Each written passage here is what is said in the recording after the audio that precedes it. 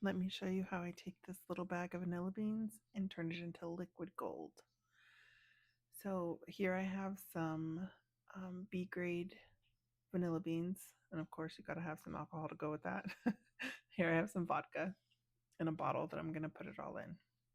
First I'm gonna weigh my vanilla beans, which I think, even though you can't see the scale here, I think it turned out to be either 3.9 or 3.1, and I'll explain that in a minute.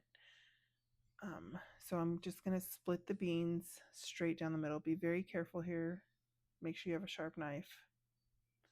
And we're just going to split it down the middle. I like to keep one end intact. I don't know why, I just do. It makes it easier for me later when I get it out of the bottle. So we're just going to drop them in the jar.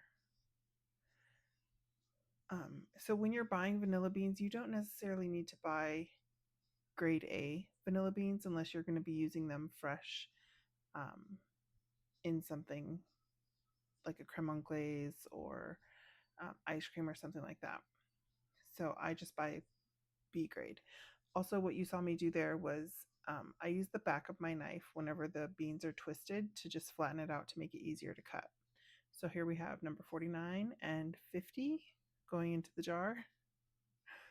I saved you guys from watching me slice them all. Just give the jar a little shake to settle them down. So the other day when I made cheesecake, I also made a batch of vanilla extract that day, but I didn't have enough vanilla beans to alcohol ratio. So I like a double fold vanilla. What that means is I like 2 ounces of vanilla beans to every 8 ounces of alcohol. So when I put it in the jar the other day, the vanilla beans were sticking out of the alcohol, and I don't like that. So what I'm going to do here is I'm going to add, I think I added like 4 or 6 ounces, I can't remember, of alcohol, of vodka to these 50 beans that I just put in there. And then I'm going to add that vanilla extract that I made the other day to this jar. And I think I ended up with a total of like 28 ounces of alcohol to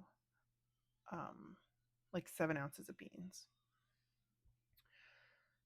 if my math is correct. I think that's what I got. So anyway, I'm going to try to show you here, which I'm working on my camera setup. So if you can see the color of that vanilla from just, I think it's just a little over a week of sitting there, um, you'll see all that vanilla caviar going in there. Some of the best stuff ever, guys. Um, so I highly recommend that you make your own vanilla extract. So I'm just going to take the beans from that old jar and put it into the new one. And then I'm going to put a little bit more vodka just to get the rest of that vanilla caviar out of the jar. And then in a minute, I'm going to show you the rest of my vanilla collection, which I chose Tahitian this time just because it was a little bit cheaper than Madagascar, but they're both comparable in my eyes. They're both delicious. So those are the two that I usually go with, though, Tahitian or Madagascar. And you will never see anything in my kitchen without a label. I am a stickler for labeling everything. My years in commercial kitchen has taught me that. So everything gets a label. This one I put both dates just so that I would remember. Excuse me. So yeah, here I have some Tahitian vanilla that I made last year, and I use different alcohols. This one you'll see is a spiced rum. I have some in vodka. I have some in whipped cream vodka. I have some in whiskey. I have some in bourbon. So, just whatever I feel like experimenting with that day. And then I also have some cinnamon sticks in vodka there. That jar in the back that has just vanilla beans, I will use that from my old vanilla extract and make vanilla bean paste, which you see there. And I will show you guys how to do that next time.